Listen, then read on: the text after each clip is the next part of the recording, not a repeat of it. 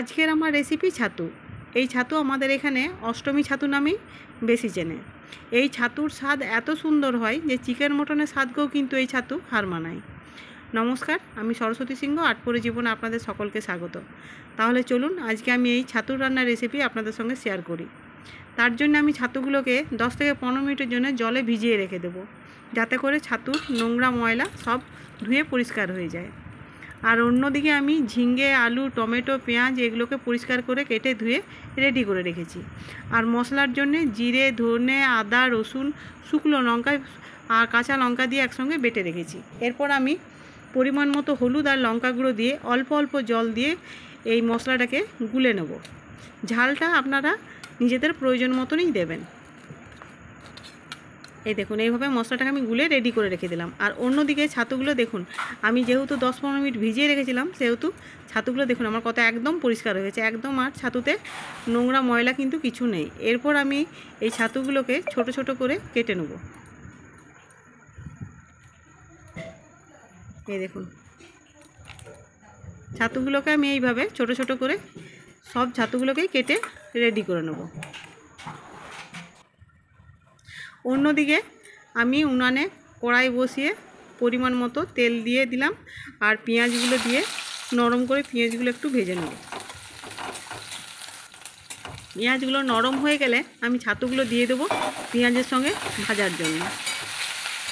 খানিকক্ষণ নাড়াচাড়া করার পর ঝিঙে, আলু এগুলোকেও আমি কিন্তু ছাতুর সঙ্গে দিয়ে ভালো করে নেড়ে চেড়ে ভেজে নেব। এইভাবে নাড়াচাড়া করতে করতে দেখবেন ছাতুর থেকে আর ঝিঙের থেকে জল বেরোতে শুরু করবে।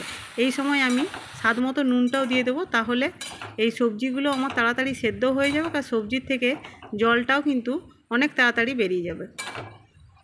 এই দেখুন, আমি স্বাদ মতো নুন দিয়ে দিলাম। এরপর আমি এটাকে যত নাড়াচাড়া করব তত দেখবেন এটা থেকে জল বেরিয়ে আসে। দেখুন কত জল বেরোচ্ছে। আর এই সময় কিন্তু ঝিঙে আর ছাতু মিলেমিশে একটা খুব সুন্দর গন্ধও কিন্তু বের হচ্ছে।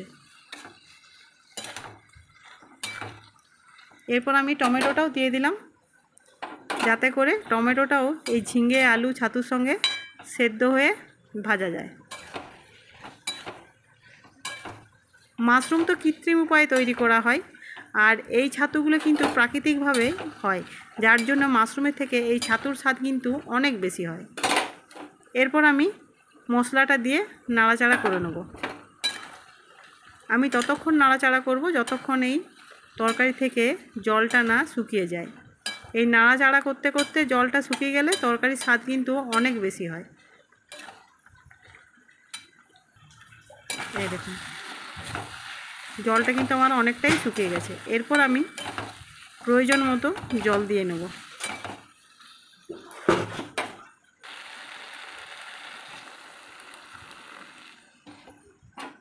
এরপর তরকারিটা ফোটার জন্য আমি অপেক্ষা করব, আর তরকারিটা ফুটে গেলেই আমি সিমটা কিন্তু কমিয়ে দেবো একদম, যাতে করে রান্নাটা আমার একটু আস্তে আস্তে হয়।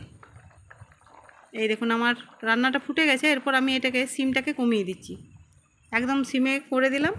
এরপর কিন্তু আস্তে আস্তে আমি কিন্তু রান্নাটা করব, এতে করে স্বাদ কিন্তু তরকারির অনেক বেশি হয়। হাতে সময় নিয়ে যদি যত্ন করে রান্না করা যায় তাহলে কিন্তু স্বাদ অনেক বেশি হয়। এই দেখুন, আমার ঝিঙে, আলু, ছাতু সব কিছুই কিন্তু সেদ্ধ হয়ে গেছে।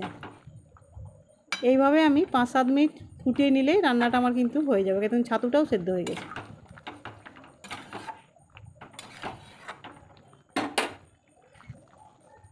হ্যাঁ দেখুন, এরপর আমি একটা জায়গায় নামিয়ে নিচ্ছি।